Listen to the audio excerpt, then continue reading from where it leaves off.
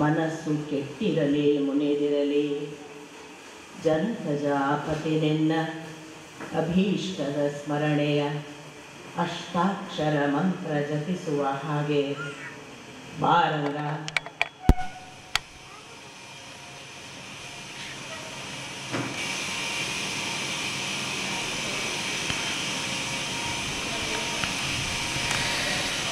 ನಾರಾಯಣಂ ನಮಸ್ಕೃತ್ಯ ನರಂಚೈವ ನರೋತ್ತಮಂ ದೇವೀಂ ಸರಸ್ವತೀಂ ವ್ಯಾಸಂ ತತೋ ಜಯಮುದೀರಯೇತ್.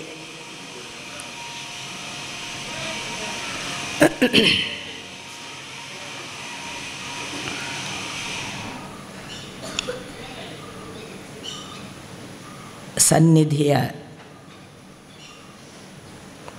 ಗಣಪತಿಗೂ ಸ್ಕಂದನಿಗೂ ನಮಸ್ಕರಿಸಿ, ನಿರ್ವಿಘ್ನಂ ಕುರು ಮೇ ದೇವ ಸರ್ವಕಾರ್ಯೇಷು ಸರ್ವದಾ ಅಂತ ಪ್ರಾರ್ಥಿಸಿಕೊಳ್ತಾ,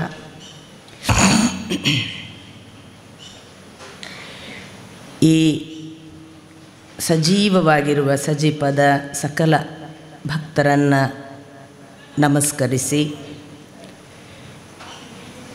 ತುಂಬ ಮಾದರಿಯ ಹಾಗೆ ನಮ್ಮನ್ನೆಲ್ಲ ನಡೆಸ್ತಾ ಇರುವ ಡಾಕ್ಟರ್ ಕಲ್ಲಡ್ಕ ಪ್ರಭಾಕರ್ ಭಟ್ಟರನ್ನು ಭಕ್ತಿಪೂರ್ವಕವಾಗಿ ನಮಸ್ಕರಿಸಿ, ನೆರೆದಿರುವ ಎಲ್ಲ ಹಿರಿಕಿರಿಯರ ಪದತಲಕ್ಕೆ ಹಣೆ ಹಚ್ಚಿ ನಮಸ್ಕಾರ.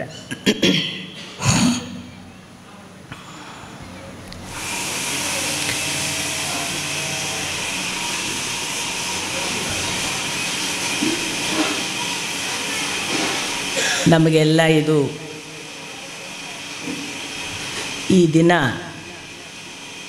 ಈಗ ಹಿರಿಯರಾದ ಪ್ರಭಾಕರ್ ಭಟ್ ಅವರು ಹೇಳಿದ ಹಾಗೆ ಒಮ್ಮೆ ಪುನರವಲೋಕನ ಮಾಡುವ ಕಾಲಘಟ್ಟ. ಏನನ್ನು ಕಳ್ಕೊಂಡಿದ್ದೀವಿ, ಎಷ್ಟು ಉಳಿಸ್ಕೊಂಡಿದ್ದೀವಿ, ಅಪ್ಪನ ಆಸ್ತಿ ಬರಲಿಲ್ಲ ಆದರೆ ಎಷ್ಟು ಜಗಳ ಮಾಡ್ತೀವಿ, ಪ್ರಾಚೀನರು ಬಿಟ್ಟು ಹೋದ ಆಸ್ತಿ ಬರಲಿಲ್ವಲ್ಲ ಅಂತ ಒಂದು ಚೂರು ಕೂಡ ಯಾರಿಗೂ ದುಃಖ ಇಲ್ಲದೆ ಆರಾಮಿದ್ದೀವಲ್ಲ. ಅಂಥ ಕಾಲಘಟ್ಟದಲ್ಲಿ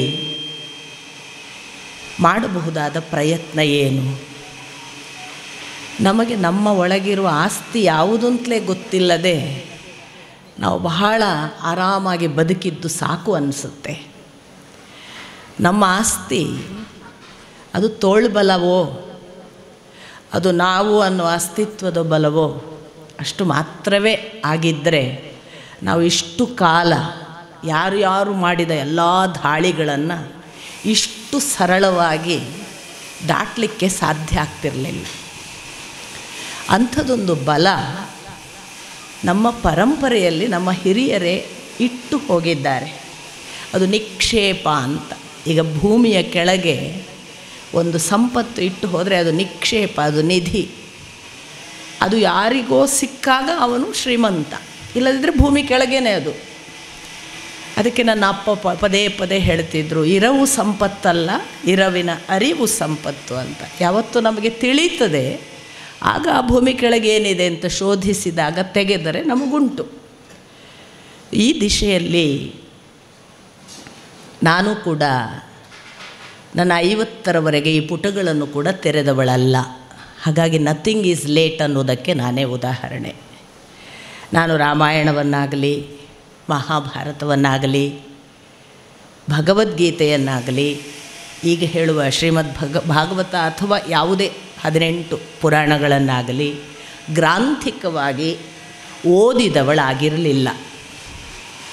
ಒಂದು ದೈವ ವ್ಯವಸ್ಥೆಯ ಹಾಗೆ ನನ್ನನ್ನು ಈ ಪುಸ್ತಕದ ಕಡೆಗೆ ಮುಖ ಮಾಡಿಸಿದ್ದು ಶ್ರೀ KS ನಾರಾಯಣಾಚಾರ್ಯರ ಶ್ರೀಮದ್ ಭಾಗವತದ ಉಪನ್ಯಾಸ.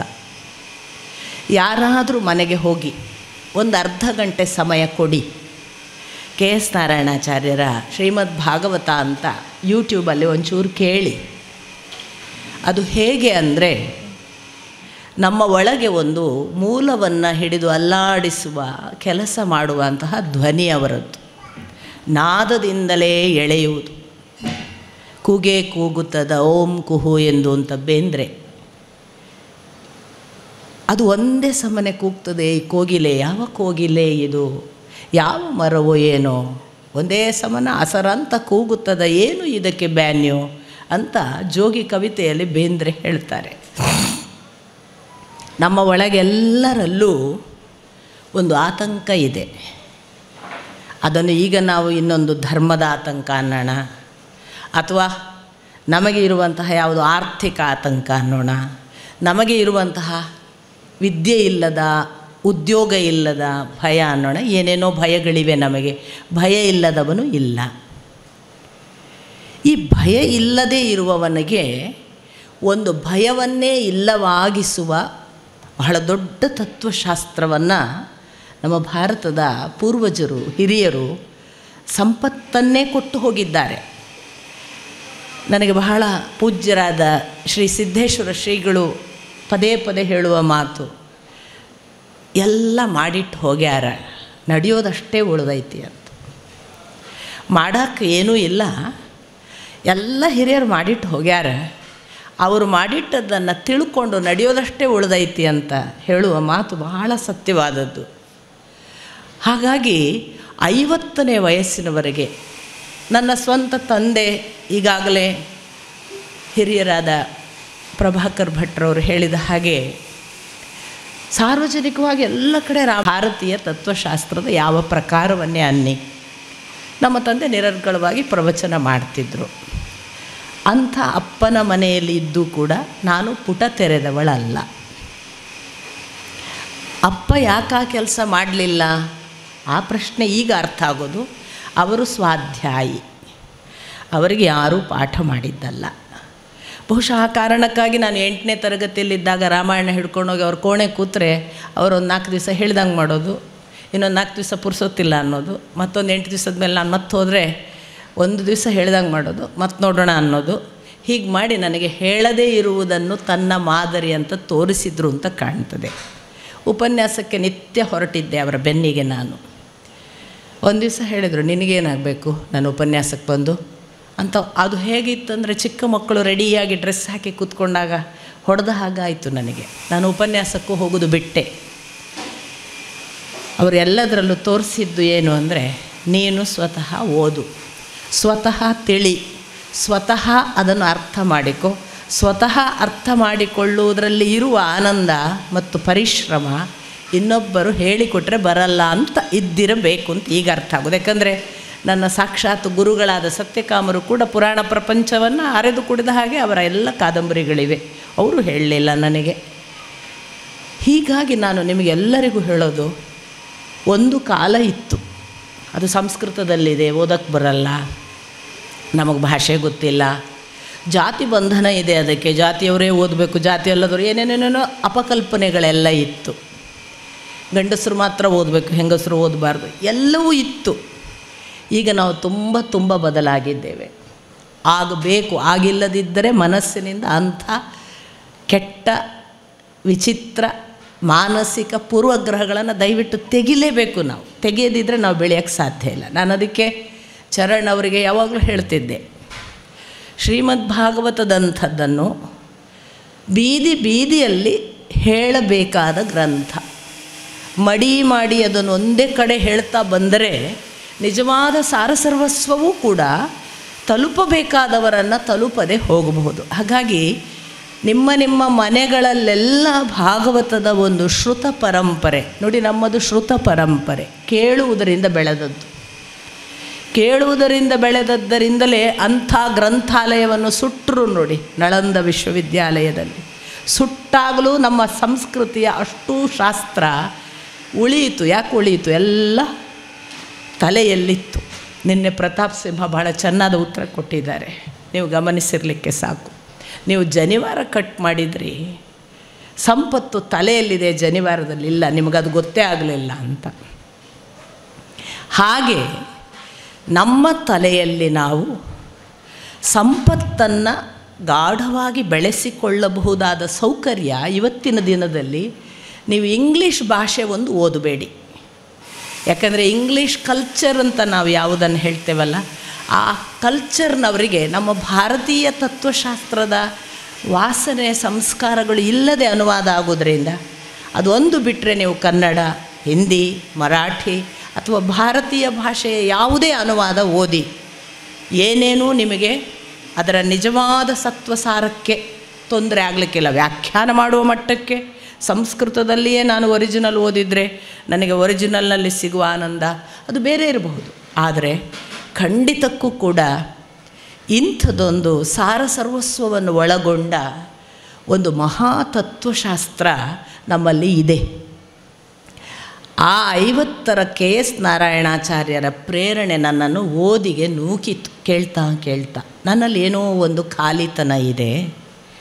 ನಾನು ಇಷ್ಟರವರೆಗೆ ಯಾವುದು ಅಧ್ಯಾತ್ಮ ನಡೆದಿದ್ದೇನೆ ಅದು ಸಂಪೂರ್ಣ ಆಗಿಲ್ಲ. ಯಾವುದೋ ಒಂದು ಊನ ಕೊರತೆ ನನ್ನನ್ನು ಬಾಧಿಸ್ತಿದೆ ಅಂತ ನನಗೆ ನಾನು ರಾತ್ರಿಯೆಲ್ಲ ಕೇಳ್ತಿದ್ದೆ 2-2:30ವರೆಗೆ. ನನಗೆ ನಿದ್ದೆಯಲ್ಲಿ ಅವರು ನನ್ನ ಎದೆಯಲ್ಲಿ ಕೂತು ಹೇಳಿದ ಹಾಗೆಲ್ಲ ಆಗ್ತಿತ್ತು. ನಾರಾಯಣಾಚಾರ್ಯ ಅವರ ಕಂಠ ಕೂಡ ತುಂಬ ಚೆನ್ನಾಗಿದೆ. ಅವರು ಹಾಡ್ತಾ ಎಲ್ಲ ಹೇಳ್ತಾರೆ ಅದನ್ನು, ಮತ್ತು ಅದ್ಭುತ ವ್ಯಕ್ತಿ. ಹೀಗಾಗಿ ಅದು ಒಂದು ಥರ ಒಂದು ಧ್ಯಾನಾವಸ್ಥೆಗೆ ನನ್ನನ್ನು ಕರ್ಕೊಂಡು ಹೋಯಿತು. ಆ ಥರದ ಧ್ಯಾನಾವಸ್ಥೆಗೆ ಕರ್ಕೊಂಡು ಹೋಗುವುದಕ್ಕೆ ನಿಮಗೆ ಅನ್ನಿಸ್ಬಹುದು ಅದು ನಮಗೆಲ್ಲ ಎಲ್ಲಿ ಆಗ್ತದೆ, ನಮಗೆ ಅರ್ಹತೆ ಬೇಕಲ್ಲ ಅಂತ. ದೇವರ ದಾರಿಯಲ್ಲಿ ಅರ್ಹತೆ ಯಾವುದು ಗೊತ್ತಾ? ಭಕ್ತಿ ಮಾತ್ರ. ಅದೂ ಕೂಡ ಇಲ್ಲದಿದ್ದರೆ ಮಾತ್ರ ನಿಮ್ಮ ಹತ್ರ ಅದು ಬರಲಿಕ್ಕಿಲ್ಲ. ಉಳಿದ ಯಾವ ಅರ್ಹತೆಯೂ ಬೇಡ. ನೀವು ಯಾವ ಜಾತಿ ಬೇಕಾಗಿಲ್ಲ, ನೀವು ಎಷ್ಟು ಓದಿದ್ದೀರಿ ಬೇಕಾಗಿಲ್ಲ, ನೀವು ಶ್ರೀಮಂತರೋ ಬಡವರೋ ಬೇಕಾಗಿಲ್ಲ, ನೀವು ಹೆಣ್ಣೋ ಗಂಡೋ ಬೇಕಾಗಿಲ್ಲ. ನಿಮ್ಮೊಳಗೆ ನಿರಂತರವಾಗಿ ಅವನೊಬ್ಬ ಇದ್ದಾನೆ. ಅವನು ಯಾಕೋ ನನ್ನಿಂದ ದೂರ ಇದ್ದಾನೆ, ಅವನು ನನ್ನ ಹತ್ರನೇ ಇದ್ದ ಹಾಗೆ ಅನ್ನಿಸ್ತಾನೆ, ಆದರೆ ಯಾವಾಗಲೂ ಸಿಕ್ಕಾಗ್ತಾನೆ, ಸಿಗೋದೇ ಇಲ್ವಲ್ಲ ಅನ್ನುವ ಒಂದು ನಿರಂತರ ಚಡಪಡಿಕೆ ಇದ್ದರೆ ಸಾಕು.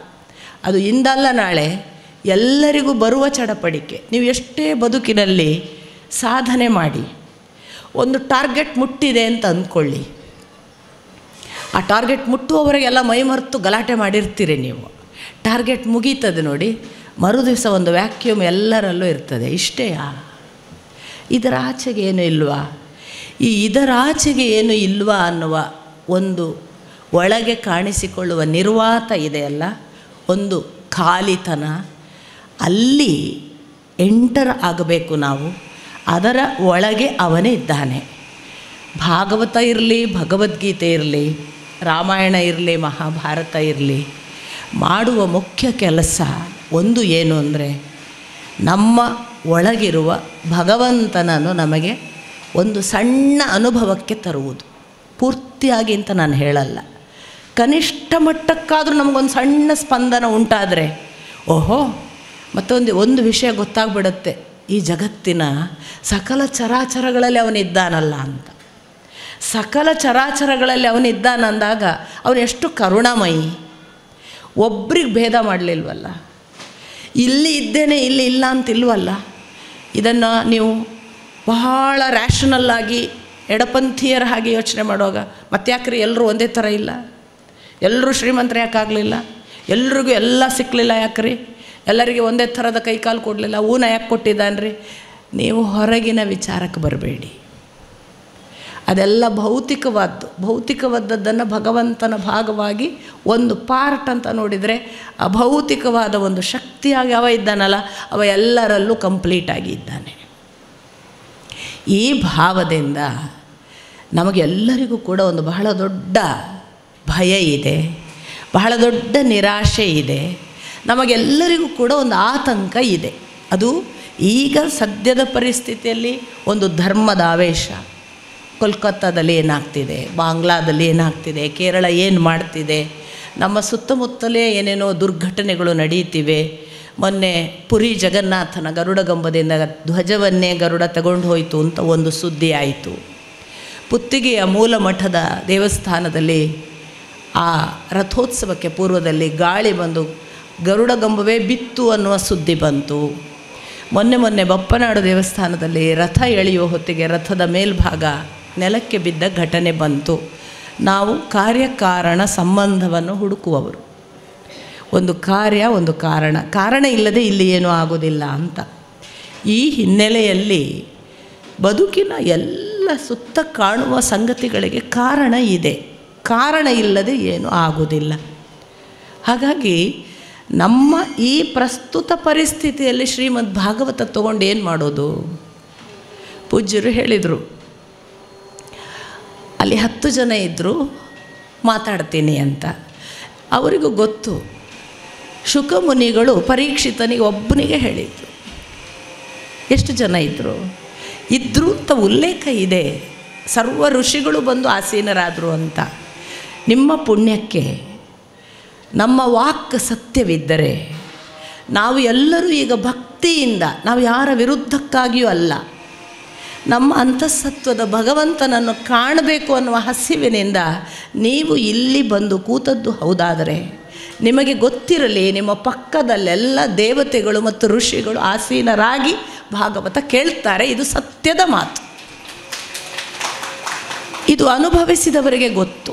ಇದನ್ನು ಚರಣ್ ಅವರು ನನ್ನ ಬೆಳ್ತಂಗಡಿಯಲ್ಲಿ ಕಾರ್ಯಕ್ರಮ ಮಾಡುವಾಗ ಹೇಳಿದರು, ಒಂದು 25 ಜನ ಬರ್ಬೋದು, ನಮ್ಮಲ್ಲಿ ಇನ್ನೂ ಅದೆಲ್ಲ ಆ ರುಚಿಗಳಿಲ್ಲ ಅಂತ. ಅವರಿಗೆ ಕೇಳಿ ಅದು ಮುಗಿಯುವಾಗ ಏನಾಗಿತ್ತು ಅಂತ. ಯಾಕೆ ಈ ಮಾತು ಹೇಳ್ತೇನೆ? ನನ್ನ ಮಾತು ಅದರ ಉದ್ದೇಶ ಅಲ್ಲ, ಅಥವಾ ನನ್ನ ಮಾತು ನಿಮ್ಮನ್ನು ಪರಿವರ್ತಿಸ್ತದೆ ಅಂತಲೂ ನನ್ನ ಅಹಂಕಾರ ಅಲ್ಲ. ನಾನು ನಿಮಗೆ ಹೇಳೋದು, ನಮಗೆ ಗೊತ್ತಿಲ್ಲದ ಒಂದು ಬಹಳ ಅದ್ಭುತವಾದ ಸತ್ಯ ಎಲ್ಲರೂ ನಿಗೂಢ ಮಾಡಿ ಒಳಗಿಟ್ಟಿದ್ದಾರೆ, ಮಡಿ ಮಾಡಿದ್ದಾರೆ, ಅಥವಾ ನಾವು ಅಜ್ಞಾನದಿಂದ ದೂರ ಇದ್ದೇವೆ. ಹೀಗಾಗಿ ನಿಜವಾದ ಸತ್ಯವನ್ನು ನೋಡದೆ ನಾವು ಏನನ್ನೋ ಕಳ್ಕೊಂಡಿದ್ದೇವೆ. ನಾನು ವ್ಯಾಖ್ಯಾನ ಹೇಳುವ ಶಾಸ್ತ್ರೀಯ ಪರಂಪರೆಯವಳಲ್ಲ. ಪೂಜ್ಯರೆಲ್ಲರೂ ಹಿರಿಯರು ನನ್ನನ್ನು ಮನ್ನಿಸಬೇಕು. ನಾನು ಒಬ್ಬಳು ಶಾಲಾ ಶಿಕ್ಷಕಿ ಅಂದುಕೊಳ್ಳಿ. ನಾನೊಂದು ಪಠ್ಯ ಓದಿದ್ದೇನೆ. ಒಬ್ಬ ಶಾಲಾ ಶಿಕ್ಷಕಿಗೆ ಏನಿರುತ್ತೆ, ನಾನು ಓದಿದ ಪಠ್ಯವನ್ನು ಸುಂದರವಾಗಿ ಮಕ್ಕಳಿಗೆ ಅರ್ಥ ಆಗುವಂಗೆ ಹೇಳಬೇಕು. ಪಠ್ಯಕ್ಕೆ ದೋಷ ಬರಬಾರ್ದು. ಊನ ಇಲ್ಲದ ಹಾಗೆ ಪಠ್ಯದ ಎಲ್ಲ ಸಂಗತಿಗಳನ್ನು ಹೇಳಬೇಕು. ಮಕ್ಕಳಿಗೆ ಆಕರ್ಷಕ ಆಗಬೇಕು. ಆ ಮಕ್ಕಳು ಪಠ್ಯ ಹುಡ್ಕೊಂಡು ಹೋಗಬೇಕು, ನನಗೆ ನಿಲ್ಲಬಾರ್ದು. ಆ ಮಕ್ಕಳು ಇದು ಪಠ್ಯನ ನಾವು ಓದಬೇಕು ಅನ್ನೋ ಹಸಿವು ಹುಟ್ಟಬೇಕು. ಇದಿಷ್ಟೇ ನನ್ನ ಕಾಳಜಿ. ನನಗೆ ಯಾವುದೋ ವ್ಯಾಖ್ಯಾನಕಾರರಿಗೆ ಎದುರು ಮಾತನಾಡಿ ಇನ್ನೊಂದು ವ್ಯಾಖ್ಯಾನ ಹೇಳುವ ಉದ್ದೇಶಗಳಿಲ್ಲ. ಶ್ರೀಮದ್ ಭಾಗವತದ ನಿಜವಾದ ಕಂಟೆಂಟ್ ಅಂತ ಯಾವುದಿದೆ ಅದನ್ನು ನಿಮ್ಮ ಮುಂದೆ ಅದು ಹೇಗಿದೆಯೋ ಹಾಗೆಯೇ, ಕೆಲವು ಸ್ವಲ್ಪ ನಿಮಗೆ ಅದರಲ್ಲಿ ಗಂಭೀರ ಅನ್ನಿಸುವ ವಿಷಯಗಳು, ಇನ್ನು ಕೆಲವು ಭೂಮಿ ಇದೆ, ಖಗೋಳ ಇದೆ, ಇದೆಲ್ಲ ಹೇಗೆ ಉಂಟಾಯಿತು. ನಾವು ಬರುವಾಗ ಕಾಣ್ತಿರುವಾಗ ರೆಡಿಮೇಡ್ ಕೊಟ್ಬಿಟ್ಟಿದ್ದಾನೆ ಭಗವಂತ. ಈ ರೆಡಿಮೇಡೇ ಇತ್ತ? ಇದು ರೆಡಿಮೇಡೇ ಇದ್ದದ್ದಾದರೆ ಅದಕ್ಕೆ ಯಾರು ಕರ್ತೃಗಳೇ ಇಲ್ವಾ? ಒಂದು ಹುಟ್ಟಬೇಕಾದ್ರೆ ಅಪ್ಪ ಅಮ್ಮ ಇಲ್ಲದೆ ಹೇಗೆ ಹುಟ್ಟುತ್ತೆ? ಯಾವುದೋ ಒಂದು ಅಪ್ಪ ಅಮ್ಮ ಇರಬೇಕಲ್ಲ. ಈ ಥರದ ವಿಸ್ಮಯಗಳನ್ನೆಲ್ಲ ಅಲ್ಲಿ ಯಾರು, ಹಾಗಾದರೆ ಯಾರು ಇದನ್ನೆಲ್ಲ ಸೃಷ್ಟಿ ಮಾಡಿದವ? ಈ ಸೃಷ್ಟಿಯಲ್ಲಿ ಆ ಆಕಾಶವನ್ನಿಟ್ಟು ಆ ಆಕಾಶದಲ್ಲಿ ಎಲ್ಲ ಎಷ್ಟೊಂದು ಖಗೋಳದಲ್ಲಿ ಎಷ್ಟು ನಕ್ಷತ್ರಗಳು, ಎಷ್ಟು ಗ್ರಹಗಳು ಯಾರಿಟ್ಟರು? ಒಂದು ಸಮಯ ಅಂತಿದೆ, ಒಂದು ಕಾಲ. ಇದು ಯಾರು? ಇದರ ಒಳಗೆ ಒಬ್ಬ ಬಹಳ ಭಯಾನಕವಾಗಿ ಅವಿತು ಕೂತಿದ್ದಾನೆ, ಸಾವು. ಅವನು ಎಷ್ಟು ಸ್ಪೀಡಾಗಿ ಕಾಲಗಣನೆ ಮಾಡ್ತಾನೆ ನಮಗೆ ಗೊತ್ತೇ ಇಲ್ಲ. ನಾವಿನ್ನೂ ನಿನ್ನೆ ಹುಟ್ಟಿದ್ದೇವೆ, ನಮ್ಮದು ಯೌವನ ಇನ್ನೂ ಆಗ್ತಾಯಿದೆ ಅನ್ನೋದ್ರೊಳಗೆ ನಮ್ಮ ಯೌವನ ಮುಗೀತು ಅಂತಾನೆ. ಟೈಮ್ ಪಾಸ್ ಆಯಿತು ನೋಡಿ ಅಂತ. ಯೌವನ ಮುಗೀತಿದ್ದಂಗೆ ಆಯಿತು ನಿಮ್ಮದು, ಈಗ ವೃದ್ಧಾಪ್ಯಕ್ಕೆ ಬಂದ್ರಿ ಅಂತಾನೆ. ನಾಳೆ ಹೋಗಲಿಕ್ಕೆ ಟೈಮ್ ಆಯಿತು, ಡಿಪಾರ್ಚರ್ ಟಿಕೆಟ್ ತೊಗೊಳ್ಳಿ ಅಂತಾನೆ. ಎಂಥ ಸ್ಪೀಡಲ್ಲಿ ಎಲ್ಲ ಕೆಲಸ ಆಗ್ತದಲ್ಲ. ಏನು ಉದ್ದೇಶ? ಯಾರು? ಈ ಸಾವನ್ನು ಗೆಲ್ಲೋದು ಹೇಗೆ? ಈ ಭಯ ಆತಂಕಗಳನ್ನು ಗೆಲ್ಲೋದು ಹೇಗೆ? ಈ ಮುಖ್ಯ ನುಡಿ, ಮನುಷ್ಯನ ಭಯ ಆತಂಕಗಳನ್ನು ಗೆದ್ದರೆ, ಸಾವನ್ನು ಗೆದ್ದರೆ ನಾವು ಯಾವತ್ತೂ ನಾಶ ಆಗುವುದಿಲ್ಲ, ನಮ್ಮ ಧರ್ಮವೂ ನಾಶ ಆಗೋದಿಲ್ಲ. ನೀವು ಹೇಗೆ ಅಂತ ಕೇಳಬಹುದು. ಕೃಷ್ಣ ಒಂದು ಮಾತು ಹೇಳ್ತಾನೆ, ನೀನು ಮರಣಕಾಲೇಪಿ ಮಾಂ ಸ್ಮರೇನ್ ಅಂತ್ಯಕಾಲೇಪಿ ಮಾಂ ಸ್ಮರೇನ್. ನೀನು ಸಾಯುವ ಹೊತ್ತಿಗೂ ಕೂಡ ನನ್ನನ್ನು ನೆನೆಯುತ್ತಾ ಸತ್ತರೆ ನನ್ನನ್ನೇ ಸೇರುತ್ತಿ, ಮಾಂ ಯಾಂತಿ. ನೀನು ಸಾಯುವ ಹೊತ್ತಿಗೂ ಕೂಡ ನನ್ನನ್ನು ನೆನೆದರೆ ನೀನು ನನ್ನನ್ನೇ ಸೇರುತ್ತಿ ಅಂತ ಹೇಳಿದಾಗ, ನಿಮ್ಮನ್ನು ಒಬ್ಬ ಪರಧರ್ಮೀಯ ಬಂದು ನನ್ನ ಧರ್ಮ ಸೇರಲ್ವಾ, ಕೊಲ್ತೇನೆ ಅಂದರೆ ನಿಮ್ಮ ಇಚ್ಛೆಯ ಭಗವಂತನ ಹೆಸರು ಹೇಳಿ ಸಾಯುವುದಕ್ಕೆ ನಿಮಗೆ ಸಾಧ್ಯವಾದರೆ ನೀವು ಮರುಜನ್ಮದಲ್ಲಿ ಮತ್ತೆ, ಈ ಜನ್ಮದ ವಿಷಯ ಬಂದಾಗ ನಾನು ಮುಂದೆ ಹೇಳ್ತೀನಿ ಏನು ಜನ್ಮ ಅಂದರೆ ಅದು ಏನು, ನಾವು ಮಾತ್ರವ, ನಮಗೆ ಮಾತ್ರವ ಜನ್ಮ, ಬೇರೆ ಯಾರಿಗೂ ಇಲ್ವಾ? ಮುಂದೆ ನೀವು ಮತ್ತೆ ಭಗವಂತನ ಪ್ರತಿನಿಧಿಯಾಗಿ ಹುಟ್ಟಿ ಮತ್ತೆ ಬೆಳೆಸಲಿಕ್ಕೆ ಇದ್ದೇ ಇದ್ದೀರಿ. ನಾಶ ಇಲ್ಲ, ನಾವು ಖಂಡಿತ ನಾಶವಾಗುವುದಿಲ್ಲ. ನನಗೆ ಪ್ರಭಾಕರ್ ಭಟ್ ಅವರಿಗೆ ಹೇಳಿದೆ ನಾನು, ನೀವು ನಮಗೆ ಮಾದರಿ. ಅವರು ಹೇಳಿದರು, ನೀವು ನಮಗೆ ಬೆಂಬಲ. ಹೌದು, ನಾವು ಬೆಂಬಲ. ಹಿಂದೆ ನಾವು ನಿಮ್ಮಷ್ಟು ಹೋರಾಟದ ಛಾತಿಯವರಲ್ಲ. ಆದರೆ ನನಗೆ ಇರುವ ಖಚಿತ ಭರವಸೆ, ನಮ್ಮನ್ನು ಅಖಂಡವಾಗಿ ಅಷ್ಟೂ ಜನರನ್ನು ಮುಗಿಸಿದರೂ ಒಬ್ಬ ಸಾಕು ನಮ್ಮ ಇಡೀ ಹಿಂದೂ ಧರ್ಮ ಪುನಃಸ್ಥಾಪನೆಗೆ. ಶಂಕರಾಚಾರ್ಯರು ಅದಕ್ಕೆ ಉದಾಹರಣೆ. ಶಂಕರಾಚಾರ್ಯರು ಇರುವವರೆಗೆ, ಅವರು ಬರುವವರೆಗೆ ಬುದ್ಧ ಧರ್ಮ ಯಾವ ಮಟ್ಟಕ್ಕೆ ಹೋಗಿತ್ತು ಎಲ್ಲರಿಗೂ ಗೊತ್ತಿದೆ. ಜಗತ್ತಿನಲ್ಲಿ ಒಂದು ಧರ್ಮ ಉತ್ಥಾನಕ್ಕೆ ಹೋಗೋದು, ಇನ್ನೊಂದು ಪ್ರತ್ಯುತ್ಥಾನ ನಡೀತಾ ಇರ್ತದೆ. ಬೆದರುವುದಲ್ಲ, ಹೆದರಲಿಕ್ಕಿಲ್ಲ. 3 ಥರ ಹೇಳ್ತಾರೆ ವೇದವ್ಯಾಸರು. ಪರಧರ್ಮೀಯರು ಆಕ್ರಮಣ ಮಾಡಿದರೆ ಅಥವಾ ಶತ್ರುಗಳು ಆಕ್ರಮಣ ಮಾಡಿದರೆ, ಋಷಿಮುನಿಗಳು ಆ ಕಾಲಕ್ಕೆ ಮಾಡ್ತಿದ್ದದ್ದು 3 ಮಾರ್ಗ ಅಂತ. ಒಂದು, ದೇವನನ್ನು ನೆನೆದು ಕಣ್ಮುಚ್ಚಿ ಸಾಯುವುದು, ಅವರು ಕೊಂದರೆ ಕೊಲ್ಲಿಸ್ಕೊಳ್ಳೋದು, ಎದ್ದು ನಿಂತು ಬಾ ಕೊಲ್ಲು, ದೇವರನ್ನು ನೆನೆಯೋದು, ಸಾಯೋದು ಒಂದು. ಎರಡನೆಯದು ಅವರು ಹೇಳ್ತಾರೆ ಓಡಿ ಹೋಗೋದು. ಓಡಿ ಹೋಗೋದು ಅಂದಾಗ ಸಾಕ್ಷಾತ್ ವೇದವ್ಯಾಸರು ದಾಖಲಿಸ್ತಾರೆ. ಅಷ್ಟಾದಶ ಪುರಾಣಗಳಲ್ಲಿ ಬೇಕಾದಷ್ಟು ಕಡೆ ಉಲ್ಲೇಖ ಬರ್ತದೆ. ಓಡಿ ಹೋಗೋದಂದರೆ ಎಲ್ಲಿಗೆ? ಎಲ್ಲಿ ಗುಡ್ಡ ಬೆಟ್ಟ ಕಾಡು ಗುಹೆಗಳಲ್ಲಿ ಅಡಗಿ ಕೂತ್ಕೊಳ್ಳಿ ಅಂತಾರೆ. ಒಂದು ಟೈಮ್ ಬರುತ್ತೆ, ಅವತ್ತು ಹೊರಗೆ ಬನ್ನಿ ಅಂತಾರೆ. ಧರ್ಮಶಾಸ್ತ್ರ ನಮ್ಮ ಶ್ರುತ ಪರಂಪರೆಯಲ್ಲಿದ್ದರೆ ಹೊರಗೆ ಬರುವಾಗ ನೀವು ಅಷ್ಟು ಆಸ್ತಿ ಸಹಿತ ನೀವು ಹೊರಗೆ ಬರ್ತೀರಿ, ಏನೂ ಭೀತರಾಗಬೇಡಿ. ಇದು ಋಷಿಮುನಿಗಳಿಗೆ ಇರುವಂತಹ ಮಾತು ವೇದವ್ಯಾಸರದ್ದು. 3ನೆಯದ್ದು ಶರಣಾಗತರಾಗುವುದು. ಅದು ತುಂಬ ಕನಿಷ್ಠರು ಮಾಡುವ ಕೆಲಸ. ನಮ್ಮ ಧರ್ಮವನ್ನು ಬಿಟ್ಟು ಅವರಿಗೆ ಶರಣಾಗತರಾಗಿ ಅವರ ಧರ್ಮೀಯರಾಗುವುದು, ಅದು 3ನೆಯ ಸಾಧ್ಯತೆ. ಈ 3 ಸಾಧ್ಯತೆಗಳಿವೆ. ಬದುಕಬೇಕು, ಸಾಯಬಾರದು ಭಯ ಇದ್ದವನು ಶರಣಾಗತನಾಗ್ತಾನೆ. ಸತ್ತರೂ ಆ ಧರ್ಮ ಭಗವಂತನನ್ನು ಬಿಡೋದಿಲ್ಲ ಅನ್ನುವನು ಉಳಿತಾನೆ. ಮತ್ತು ದಾಟುವವನು ಇಂದಲ್ಲ ನಾಳೆ ನಾನು ಈ ಸಂಪತ್ತಿನ ಜೊತೆಗೆ ಜೋಪಾನವಾಗಿ ನಿಧಿಯ ಹಾಗೆ ಎಲ್ಲಾದರೂ ಇರ್ತೇನೆ ಅಂತ ಓಡಿ ಹೋಗಿ ಅಡಗಿಕೊಳ್ತಾನೆ, ಅವನು ಕಾಯ್ತಾನೆ ಅಂತ. ಈ ಎಲ್ಲ ಸಾಧ್ಯತೆಗಳ ಮಧ್ಯೆ ನಾವು ಈಗ ಒಂದು ದೊಡ್ಡ ಆತಂಕ, ಒಂದು ದೊಡ್ಡ ಭಯ, ಸಾವು ಅನ್ನೋದು ನಮ್ಮ ಬಾಗಿಲು ಕೂಡ ತಟ್ಟುತ್ತಾ ಇದೆ. ಯಾರ ಬಾಗಿಲನ್ನೂ ಬಿಡಲ್ಲ ಅವನು. ನಾನು ಯಾವತ್ತೂ ಅಂದ್ಕೊಳ್ಳೋದುಂಟು, ಸಿದ್ದೇಶ್ವರ ಶ್ರೀಗಳು ಹೋದಾಗ, ನಮ್ಮ ಅಪ್ಪ ಹೋದಾಗ, KS ನಾರಾಯಣಾಚಾರ್ಯರು ಹೋದಾಗ, ಪೂಜ್ಯ ಪೇಜಾವರ ಶ್ರೀಗಳು ಹೋದಾಗೆಲ್ಲ ವೇದವ್ಯಾಸರು ಎಷ್ಟು ಜನರನ್ನು ಚಿರಂಜೀವಿಗಳ ಹೆಸರು ಹೇಳ್ತಾರೆ. ನಮಗೆ ಯಾಕೆ ಒಂದು 3-4 ಜನರನ್ನು ಚಿರಂಜೀವಿಗಳಾಗಿ ಭಗವಂತ ಉಳಿಸಲಿಲ್ಲ ಅಂತ. ಹಾಗೆ ಚಿರಂಜೀವಿತ್ವ ಬರಬೇಕಾದ್ರೆ ಯಾವುದೋ ಒಂದು ಸತತ ಸಾಧನೆಯೋ ಪ್ರಯತ್ನವೋ ಭಗವದ್ ಅನುಗ್ರಹವೋ ಆಗಬೇಕು ಅಂತಾದರೆ ನಾವು ಮೊದಲು ಅದಕ್ಕೆ ಅರ್ಪಿಸಬೇಕು. ಸಾವಿನ ಭಯ ಒಂದು ಕಡೆ, ಈ ಶ್ರೀಮದ್ ಭಾಗವತದ ಮೂಲ ಸೂತ್ರ. ಇಡೀ ವಾತಾವರಣ ನಮ್ಮ ಹಾಗೆ ಭೀತ ವಾತಾವರಣ. ನಾವು ಯಾವುದನ್ನು ಪರಮ ಉತ್ಕೃಷ್ಟ ಅವತಾರ, ಎಲ್ಲ ಧರ್ಮ ಸಂಸ್ಥಾಪನೆ ಮಾಡಿದ ಅವತಾರ ಅಂತ ಹೇಳ್ತೇವೆ, ಆ ಶ್ರೀಕೃಷ್ಣ ಪರಮಾತ್ಮ ಅವನೂ ಕೂಡ ತನ್ನ ಅವತಾರ ಸಮಾಪ್ತಿ ಮಾಡಿದ್ದಾನೆ. ಕಲಿಯುಗ ಪ್ರವೇಶ ಆಗಿದೆ. ದ್ವಾಪರದ ಎಲ್ಲ ಕೃಷ್ಣ ಸಂತತಿ ನಾಶವಾಗಿದೆ.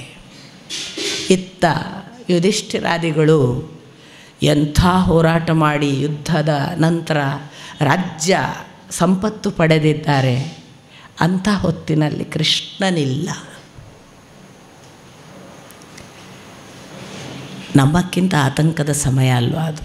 ಶ್ರೀಕೃಷ್ಣನೇ ಇಲ್ಲದ ಹೊತ್ತು. ನಮಗಿನ್ನೂ ಅಂಥ ಅವಸ್ಥೆ ಬಂದಿಲ್ಲ.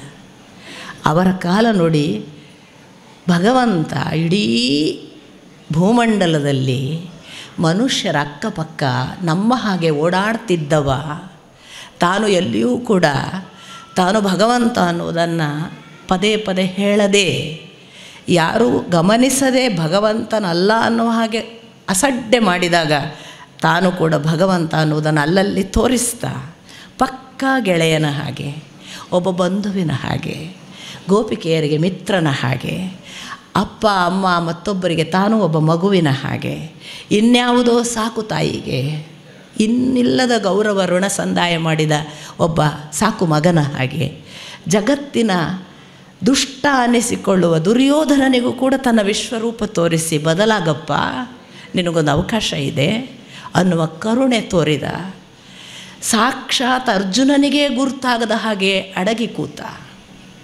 ಯುಧಿಷ್ಠಿರರಂಥ ಭೀಷ್ಮಾಚಾರ್ಯರಂಥ ಕೆಲವರಿಗೆ ಮಾತ್ರ ಇವನು ಸಾಮಾನ್ಯನಲ್ಲ ಅಂತ ಅರ್ಥ ಆಗಿದ್ದ, ಎಲ್ಲಿಯೂ ಕೂಡ ತಾನು ಹೀಗೆ ಅಂತ ಹೇಳದ ಶ್ರೀಕೃಷ್ಣ ಯಾರಿಗೂ ಹೇಳದೆ ಒಬ್ಬ ಬೇಡನ ಬಾಣಕ್ಕೆ ಕಾಲು ಕೊಟ್ಟು ಬೇಕು ಬೇಕು ಅಂತಲೇ ತನ್ನ ಕಾಲು ಜಿಂಕೆಯ ಕಿವಿಯ ಹಾಗೂ ಕಾಣಬೇಕು ಅಂತಲೇ ಉದ್ದೇಶಪೂರ್ವಕ ಮರದ ಅಡಿಯಲ್ಲಿ ಕೂತು ಅರಳಿ ಮರದ ಕೆಳಗೆ ತಾನು ಈ ದೇಹದಲ್ಲಿ ಬಂದ ಕೆಲಸ ಮುಗಿಯಿತು,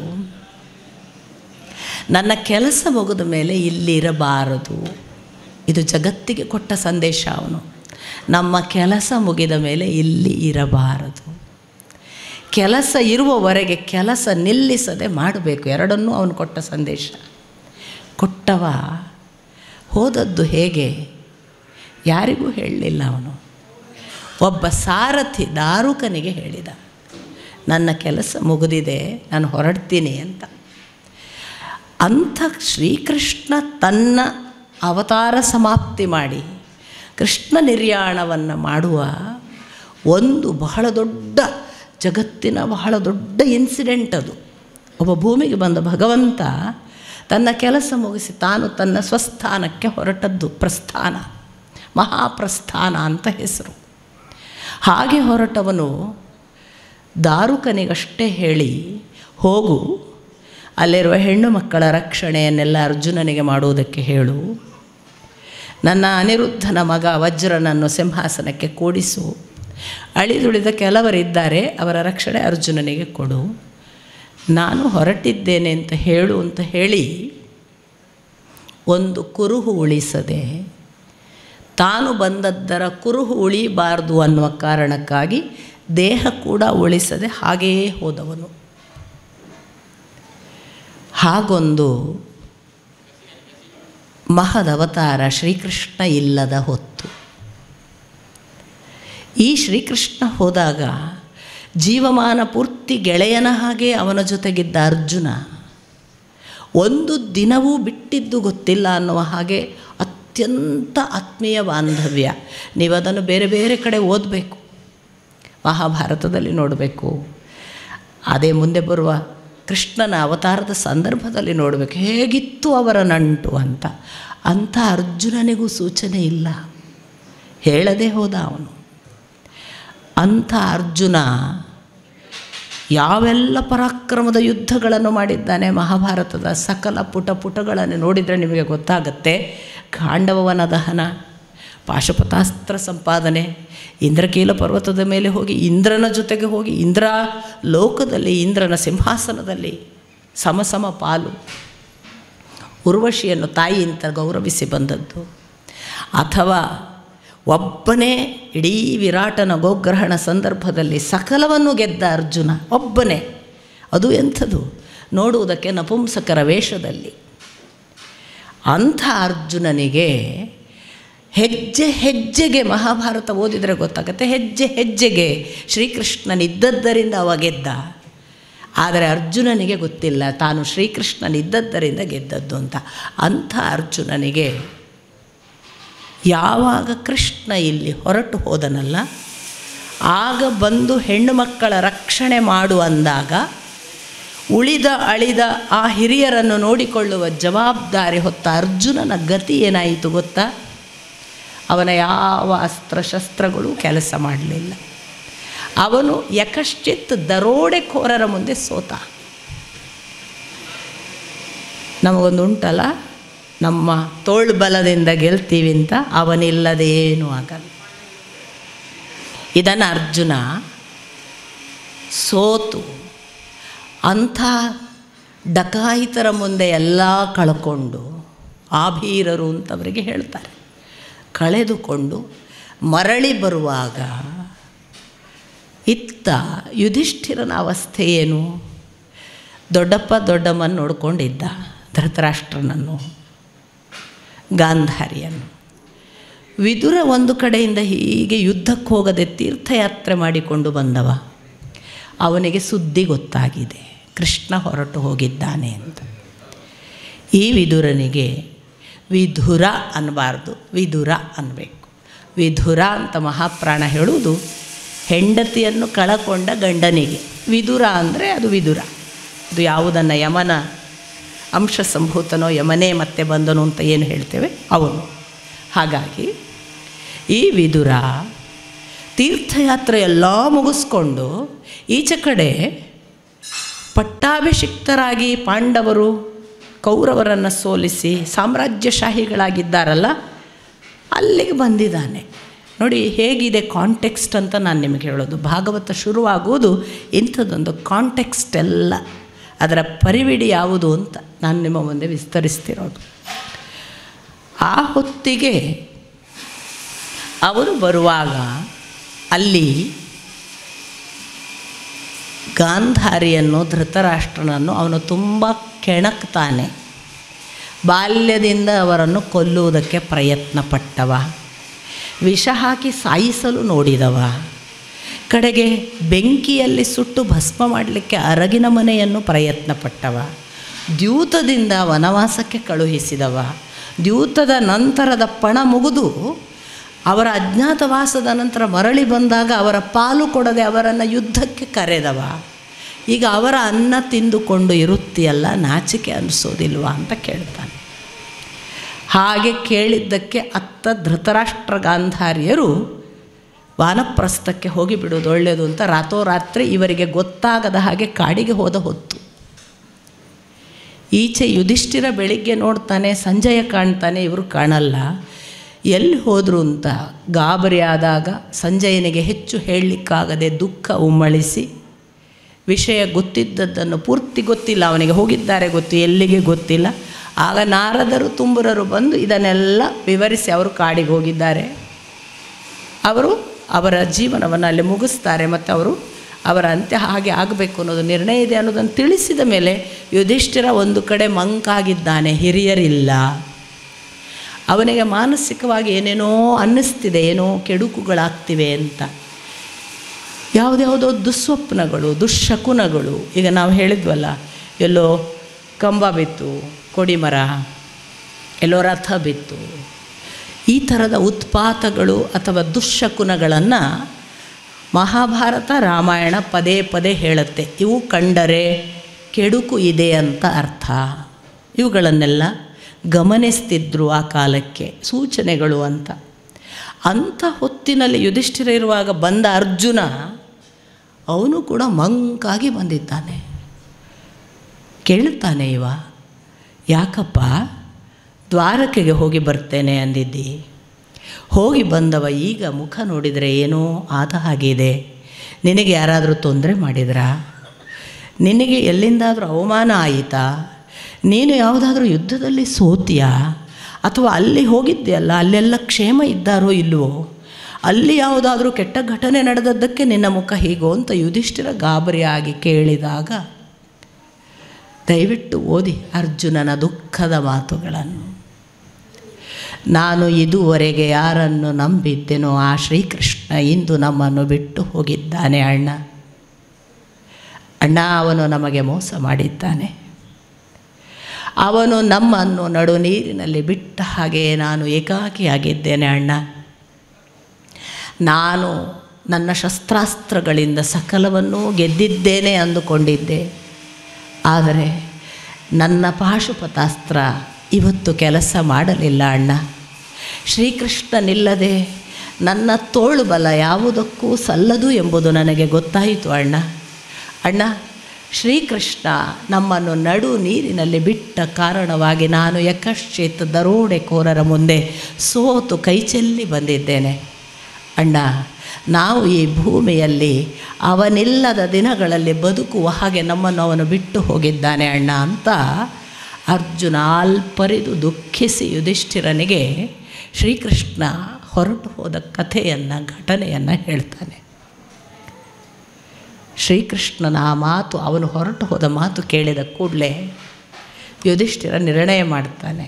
13 ವರ್ಷ ವನವಾಸ, 14ನೇ ವರ್ಷ ಯುದ್ಧ ಮುಗಿಸಿ ಇದೇ ಈಗ ಸಿಂಹಾಸನಸ್ಥರಾಗಿದ್ದಾರೆ ಪಾಂಡವರು. ಯುಧಿಷ್ಠಿರ ನಿರ್ಣಯ ಮಾಡ್ತಾನೆ, ಕೃಷ್ಣನಿಲ್ಲದ ಸಾಮ್ರಾಜ್ಯ ಬೇಡ, ಕೃಷ್ಣನಿಲ್ಲದ ಸಂಪತ್ತು ಬೇಡ, ಕೃಷ್ಣನಿಲ್ಲದ ಯಾವ ವೈಭವ ಬೇಡ, ಕೃಷ್ಣನಿಲ್ಲದ ಈ ಕಿರೀಟ ಬೇಡ, ಈ ಬೆಳ್ಗೊಡೆ ಬೇಡ, ಸಕಲ ಸಾಮ್ರಾಜ್ಯದ ಯಾವ ಕುರುಹು ಲಕ್ಷಣಗಳು ಬೇಡ ಕೃಷ್ಣನ ಹತ್ರ. ಕೃಷ್ಣ, ಯುದ್ಧ ಬೇಡ. ಯಾಕೆ ಬೇಕು ಯುದ್ಧ? ಯುದ್ಧದಲ್ಲಿ ಒಂದೇ ಕೃಷ್ಣ ನಿರ್ಣಯ ಆಗೋದು. ಯಾರು ಪ್ರಬಲರೋ ದೈಹಿಕವಾಗಿ ಅವರು ಗೆಲ್ತಾರೆ, ಯಾರು ದೈಹಿಕವಾಗಿ ದುರ್ಬಲರೋ ಅವರು ಸಾಯ್ತಾರೆ. ಆದರೆ ದುರ್ಬಲರು ಒಳ್ಳೆಯವರು ಇರ್ಬೋದು ಕೃಷ್ಣ, ಪ್ರಬಲರು ಕೆಟ್ಟವರು ಇರಬಹುದು. ಒಳ್ಳೆಯವರೆಲ್ಲ ಸತ್ತ ಬಳಿಕ ಕೆಟ್ಟವರು ಉಳಿಯುವ ಯುದ್ಧ ಯಾಕೆ ಬೇಕು? ನಾನು ನಿಮ್ಮಲ್ಲೇ ಕೇಳ್ತೇನೆ, ನಿಮಗೆ ಯಾರಿಗೀಗ ಮುಂಗಾರು ಮಳೆ ಅಂತ ಸಿನಿಮಾ ಬೇಕು ಹೇಳಿ? ನಿಮಗೆ ಯಾರಿಗೆ ಬಂಧನದಂಥ ಸಿನಿಮಾ ಬೇಕು? ಯಾರಿಗೆ ಬೇಕು ಪ್ರೇಮದ ಚಿತ್ರಗಳು? KGF ನೋಡೋಣ ಅಂತೀವಿ, ಟಾನಿಕ್ ಬೇಕು. ಹಿಂಸೆ ತಾಂಡವಾಡ್ತಿದೆ. ನಮಗೆಲ್ಲರಿಗೂ ಹೇಗೆ ಅಂದರೆ ಹೊಡಿ, ಬಡಿ, ಕೊಲ್ಲು. ನನ್ನನ್ನು ಅನ್ಯಥಾ ಭಾವಿಸಬೇಡಿ. ಹೊಡಿ, ಬಡಿ, ಕೊಲ್ಲು ಖಂಡಿತ ಪರಿಹಾರ ಅಲ್ಲ.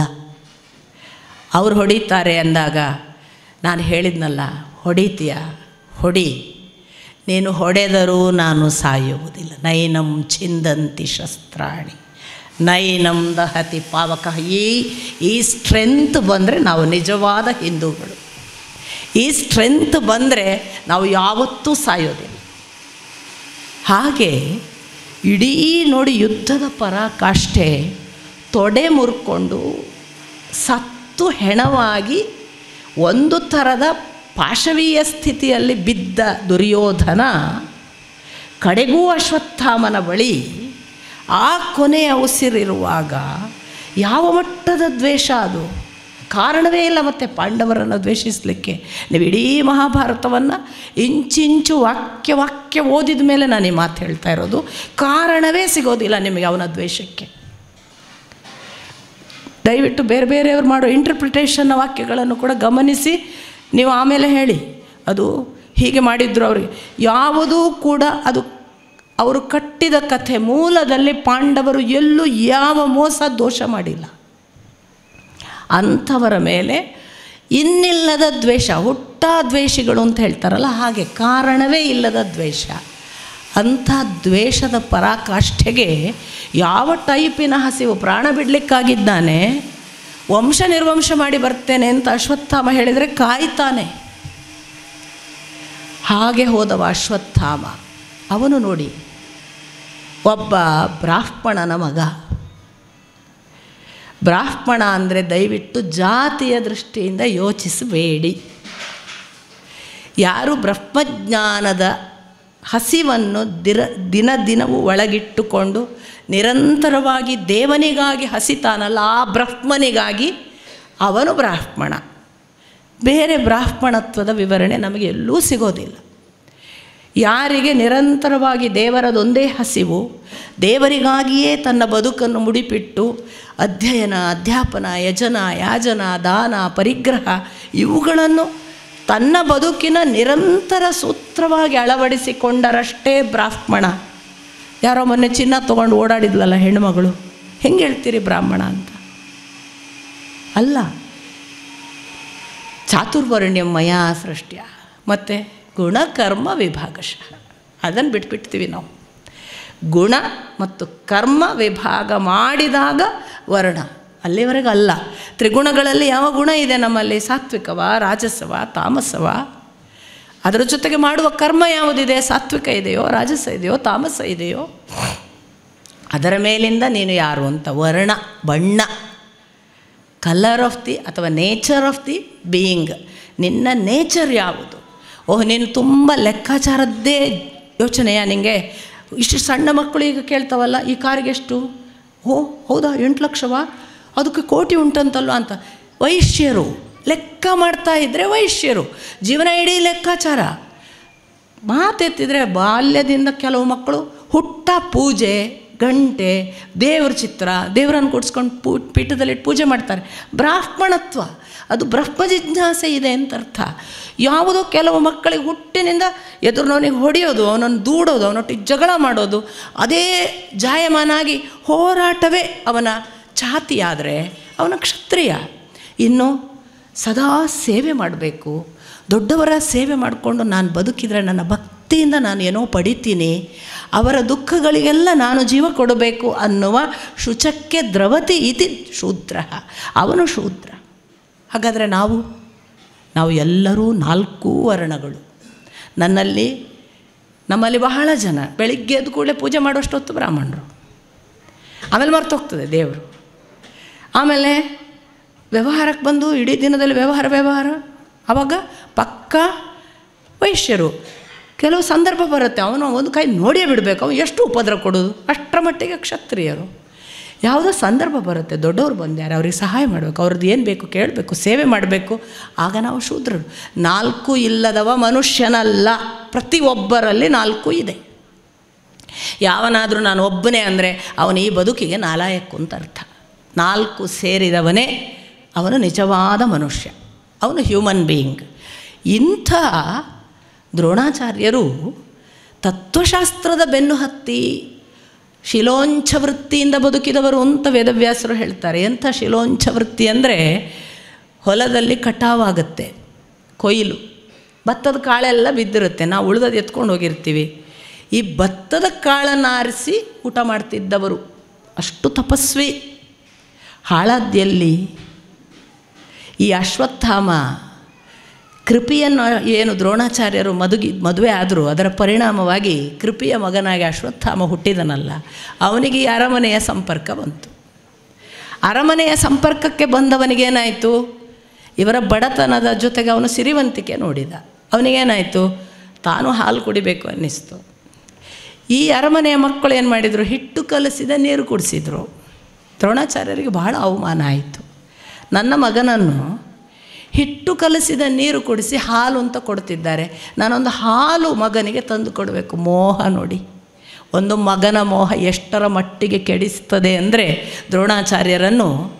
ನಿಮಗೆ ಇನ್ನೂ ದೀರ್ಘವಾದ ಕಥೆಯನ್ನು ನಾನು ಹೇಳಲ್ಲ, ದ್ರೋಣಾಚಾರ್ಯರ ಒಂದು ಮಾತು ಹೇಳ್ತೀನಿ. ಕೊನೆಗೆ ಬರ್ತಾ ಯುದ್ಧ ಸಂದರ್ಭದಲ್ಲಿ ಅವರು ದ್ರೋಣಪರ್ವ ಅವರು ಮಾಡುವ ಕೊಲೆ ನೋಡಿ ಕೃಷ್ಣ ಒಂದು ಸಂದರ್ಭದಲ್ಲಿ ಹೇಳ್ತಾನೆ, ಸಾಕು ಆಚಾರ್ಯರೇ, ನೀವೊಬ್ಬ ಬ್ರಾಹ್ಮಣ ಅನ್ನುವುದನ್ನು ನೆನಪಿಟ್ಟುಕೊಂಡು ಇನ್ನಾದರೂ ಕೊಲೆ ನಿಲ್ಲಿಸಿ ಅಂತ. ಅಲ್ಲಿವರೆಗೆ ಹಾಳಾಗ್ತಾರೆ. ಒಳ್ಳೆ ಉನ್ನತ ಸ್ಥಿತಿಯಲ್ಲಿದ್ದವರು ಹಾಳಾಗುವುದರ ಒಂದು ಮಾದರಿ. ಹಾಳಾದದ್ದೋ, ನೆಪವಾದದ್ದೋ, ಮುಂದಿನ ಯುದ್ಧಕ್ಕೆ ಕಾರಣವಾದದ್ದು, ಅದೆಲ್ಲ ಮತ್ತೆ ಅದು ಇನ್ನೊಂದು ಆಯಾಮ. ಬಟ್ ಕೇವಲ ಅಶ್ವತ್ಥಾಮನ ಮೋಹಕ್ಕೆ ಹಾಳಾದವರು. ಈ ಮೋಹಕ್ಕೆ ಹಾಳಾದ ಅಪ್ಪನಿಗೆ ಅಶ್ವತ್ಥಾಮ ಏನಾದ, ರುದ್ರಾಂಶರು, ಅದೆಲ್ಲ ಬೇರೆ. ಮತ್ತು ದೇವತೆಗಳು ಬರುವಾಗಲೇ ಇಂತಿಂಥ ಅಂಶರು ಈ ಕಾರಣಕ್ಕಾಗಿ ಬಂದದ್ದು, ಅದೊಂದು ಇನ್ನೊಂದು ಮುಖ ಇದೆ. ನಾನು ಅವುಗಳನ್ನು ಬಿಟ್ಟು ಯಕಶ್ಚಿತ್ ನಾವು ನಮ್ಮ ಬದುಕಿನ ನಿತ್ಯ ರೂಢಿಯಲ್ಲಿ ಯೋಚನೆ ಮಾಡುವಾಗ ಅದು ಹೇಗೆ, ಅದನ್ನು ನೋಡುವಾಗ ನೀವು ಗಮನಿಸಬೇಕು. ಅಶ್ವತ್ಥಾಮ ಯಾವ ಮಟ್ಟದ ರುದ್ರಾವತಾರ, ಅವ ಉಪಪಾಂಡವರನ್ನು ಕೊಲ್ತಾನೆ, ಸಮಾಧಾನ ಇಲ್ಲ. ಈ ಉಪಪಾಂಡವರನ್ನು ಕೊಂದದ್ದಕ್ಕೆ ದ್ರೌಪದಿ ಏನು ಮಾಡಿದ್ಲು, ನನ್ನ ಮಕ್ಕಳನ್ನು ಕೊಂದವನ ಶಿರ ಕತ್ತರಿಸಿಕೊಂಡು ಬಾ ಅಂದ್ಲು. ಶಿರ ಕತ್ತರಿಸಿಕೊಂಡೇ ಬರ್ತೇನೆ ಅಂತ ಅರ್ಜುನನು ಹೊರಟ. ಆದರೆ ಆಚೆ ಹೋದ ಮೇಲೆ ಅದು ಅಶ್ವತ್ಥಾಮ ಅವನು ಬ್ರಹ್ಮಾಸ್ತ್ರ ಪ್ರಯೋಗ ಮಾಡಿ ಅದನ್ನು ಉಪಸಂಹಾರ ಮಾಡಲಿಕ್ಕೆ ಗೊತ್ತಿಲ್ಲದೆ, ಈ ಬ್ರಹ್ಮಾಸ್ತ್ರ ಅಂದರೆ ಏನು, ಇವತ್ತಿನ ಟೆಕ್ನಾಲಜಿ ನಿಮಗೆ ಗೊತ್ತಿದೆ, ಒಂದು ಬಟನ್ ಒತ್ತಿದರೆ ಎಲ್ಲೋ ಬಾಂಬ್ ಬೀಳುತ್ತೆ ಅಲ್ವಾ. ಈ ಬ್ರಹ್ಮಾಸ್ತ್ರ ಅಂದರೆ ಮಂತ್ರ ಅಂಥದ್ದೊಂದು ಕ್ಯಾಪ್ಸೂಲ್ ಥರ. ಯಾರಿಗೆ ಅದು ಮಂತ್ರದಿಂದ ಅದನ್ನು ಪ್ರಾಕ್ಟೀಸ್ ಮಾಡಿ ಅದನ್ನು ತಾನು ತನಗೆ ಬೇಕಾದ ಗುರಿ ಮುಟ್ಟಿಸುವುದಕ್ಕೆ ಕಳಿಸಿಕೊಡಲಿಕ್ಕೆ ಬರ್ತದೋ ಅಂಥ ಒಂದು ತಂತ್ರಜ್ಞಾನ ಮಂತ್ರದ ಮೂಲಕ ನಡೀತಿತ್ತು. ಇವತ್ತು ಕಂಪ್ಯೂಟರ್ನ ಬಾರ್ ಕೋಡ್ಗಳ ಮೂಲಕ ಡಿಕೋಡ್ ಮಾಡುವಂಥದ್ದು ಇದ್ದ ಹಾಗೆ ಮಂತ್ರ ಮುಖೇನ ಆ ಕಾಲಕ್ಕೆ ದೊಡ್ಡ ದೊಡ್ಡ ಶಸ್ತ್ರಾಸ್ತ್ರಗಳು. ಇದನ್ನು ಅವನು ಮಾಡಿದಾಗ ಬ್ರಹ್ಮಾಸ್ತ್ರಕ್ಕೆ ಪ್ರತಿ ಬ್ರಹ್ಮಾಸ್ತ್ರ ಒಂದೇ ದಾರಿ. ಅವನಿಗೆ ಉಪಸಂಹಾರ ಮಾಡಲಿಕ್ಕೆ ಗೊತ್ತಿಲ್ಲ ಅಂತ ಶ್ರೀಕೃಷ್ಣ ಅದನ್ನು ಕೂಡ ಉಪಸಂಹರಿಸುವ ಅಂತ ಇವರಿಗೆ ಹೇಳಿ, ಈ ಅರ್ಜುನನಿಗೆ ಅರ್ಜುನ ಬ್ರಹ್ಮಾಸ್ತ್ರ ಪ್ರಯೋಗ ಮಾಡಿ ಉಪಸಂಹರಿಸಿ ಅಶ್ವತ್ಥಾಮನನ್ನು ಹಿಡಿತಾನೆ. ಹಿಡಿಯುವಾಗ ಕೃಷ್ಣ ಒಂದು ಮಾತು ಹೇಳ್ತಾನೆ, ಉಪಪಾಂಡವರನ್ನು ಕೊಂದ ಈ ಒಬ್ಬ ಅಶ್ವತ್ಥಾಮನ ತಲೆ ಕತ್ತರಿಸುತ್ತೇನೆ ಎಂದು ನೀನು ಅಲ್ಲಿ ದ್ರೌಪದಿಗೆ ಪ್ರತಿಜ್ಞೆ ಮಾಡಿ ಬಂದಿದ್ದಿ. ಈಗ ಅಶ್ವತ್ಥಾಮ ಒಬ್ಬ ಬ್ರಾಹ್ಮಣ, ಅವನನ್ನು ಹೇಗೆ ವಧೆ ಮಾಡಬೇಕು ಅನ್ನುವುದನ್ನು ಯೋಚನೆ ಮಾಡು. ಮಾಡಿ ಅವಳ ಮಾತು ಸತ್ಯವಾಗಬೇಕು, ನೀನು ಶಾಸ್ತ್ರಧರ್ಮವೂ ಮೀರಬಾರ್ದು ಅಂಥದ್ದೊಂದು ಮಾಡಿ ತೋರಿಸು ಅಂದಾಗ ಅವನು ಶಿರದ ಮೇಲಿನ ಮಣಿಯನ್ನು ಕತ್ತರಿಸಿದ ಅಂತ. ತುಂಬ ದೇವರ ದಾರಿಯಲ್ಲಿ ನಡೆದವನಿಗೆ ತಲೆ ಬೋಳಿಸುವುದು ಬಹಳ ದೊಡ್ಡ ವಧೆ ಅಂತ. ಆಮೇಲೆ ಊರಿಂದ ಗಡೀಪಾರು ಮಾಡೋದು ಎಲ್ಲ ಅವನಿಗೆ ಬಹಳ ದೊಡ್ಡ ಅವಮಾನ.